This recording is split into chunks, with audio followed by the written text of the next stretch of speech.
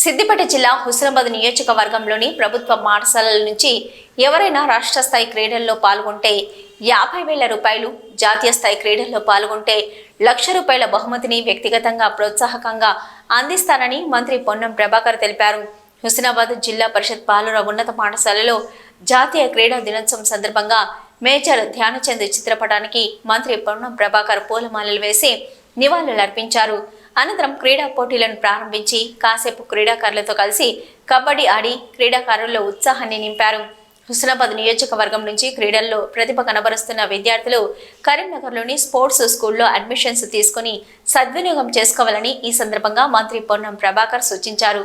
తల్లిదండ్రులకు పుట్టిన ప్రాంతానికి పేరు తీసుకురావాలంటే విద్యార్థులు ఏదో ఒక రంగంలో నైపుణ్యాన్ని సాధించాలన్నారు. హుస్నాబాద్లోని రాష్ట్ర స్థాయిలో నెంబర్ 1 క్రీడా హబ్గా మార్చడమే తన లక్ష్యమన్నారు. హుస్నాబాద్ మినీ స్టేడియంలో అన్ని రకాల క్రీడా వసతులు కల్పిస్తున్నామని, విద్యార్థులు క్రీడాకారులు ఇక నుంచి హుస్నాబాద్ మినీ స్టేడియంలోని క్రీడలు ఆడుకోవాలన్నారు. అదేవిధంగా అందరూ ఈత నేర్చుకోవడానికి మినీ స్టేడియంలో స్విమ్మింగ్ పూల్ని కూడా ఏర్పాటు చేస్తున్నామని పేర్కొన్నారు.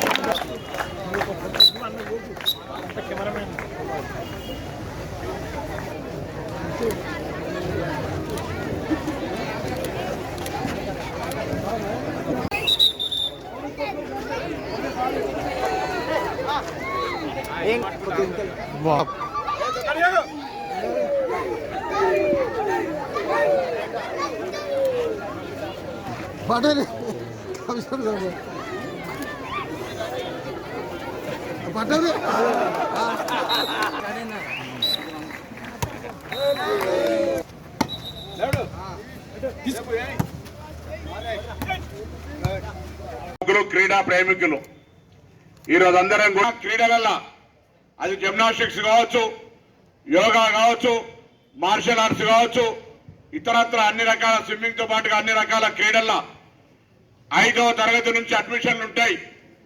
నెక్స్ట్ టైం కరీంనగర్ స్పోర్ట్స్ స్కూల్లో హుస్నాబాద్ ప్రాంతం నుంచి విద్యార్థులు ఉండాలన్న యొక్క కోరిక. మిమ్మల్ని కన్న తల్లిదండ్రులు కావచ్చు, మీరు పుట్టిన ఊరు కావచ్చు, ఈ ప్రాంతం కావచ్చు, గర్వించాలంటే మీరు ఏదో ఒక రంగంలో నైపుణ్యాన్ని పాటించాలి.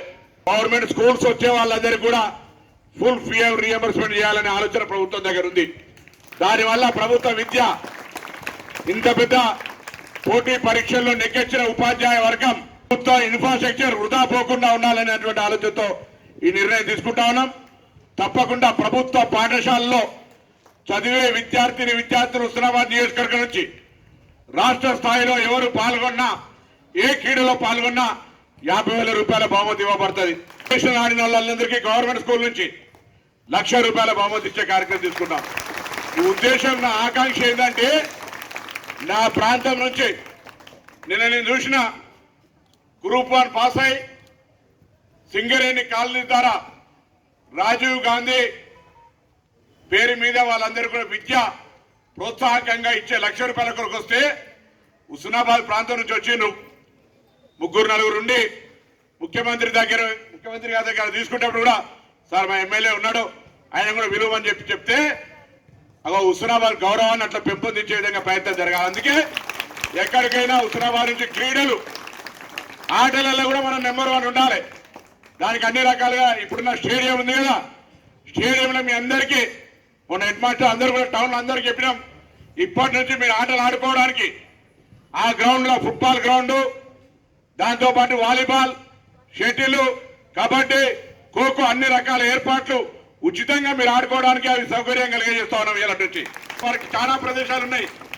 ఆ స్టేడియంలో ఎవరికి మద్యపాన నిషేధం ఎవరైనా పోయి తాగే ప్రయత్నం చేస్తే వాళ్ళపైన కఠినంగా చర్యలు ఉంటాయనే మాట కూడా అందరికీ తెలవాలి. కాబట్టి ఓపెన్ గా అధికారులకు ఈ వేదిక మీద నుంచే తగినటువంటి సూచన ఆదేశాలు ఇస్తున్నాం. ఎవరు కూడా గ్రౌండ్ను ఆటల కొరకు మాత్రమే వాడుకునే విధంగా ఆదేశాలు ఇస్తున్నాం. దాని ప్రకారంగా జరుగుపోయి చూపని కోరుతా ఉన్నాం.